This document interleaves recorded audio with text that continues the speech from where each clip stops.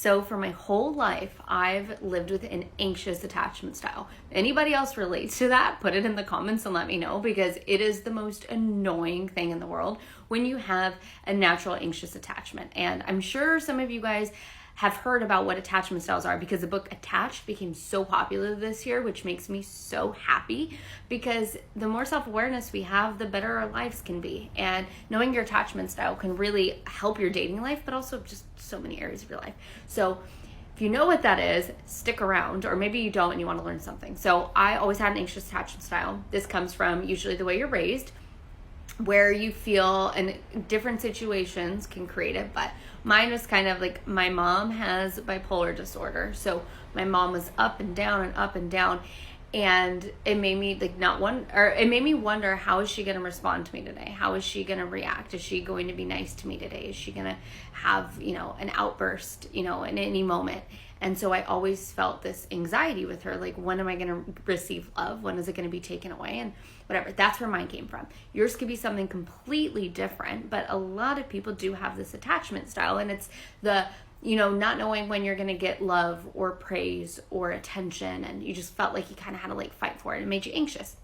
Then you grow up and you start dating people, and this attachment style follows you. And how do you know if you have it? Well, you get really worried when they don't text you back right away, or you start to overthink everything they say.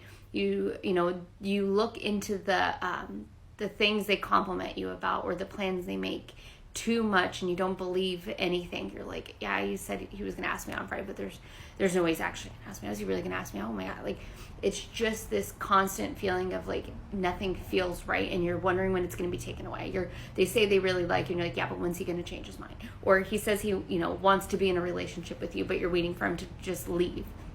This often stems from childhood, and it can progress, especially if you date people who kind of reinforce that. So you're often attracted to people who remind you of those parental figures, and so you date people who kind of reinforce that, like, so they do leave and they do take away the love and all of that stuff. But it's possible to change it, because I have done a lot of work within myself to go from being that anxious to being secure. So don't think that just because you have always been this way and you're always anxious in dating and you don't trust yourself and you don't trust other people, that you have to be stuck like this. You can practice having a more secure attachment style by stepping back and learning to have a better relationship with yourself, because self-trust is everything in having a secure attachment style. If you trust yourself to be okay, then everything else in dating becomes so much easier, and you won't feel that constant anxiety around the people that you're dating and the people that you fall for, because you're going to be fine anyways.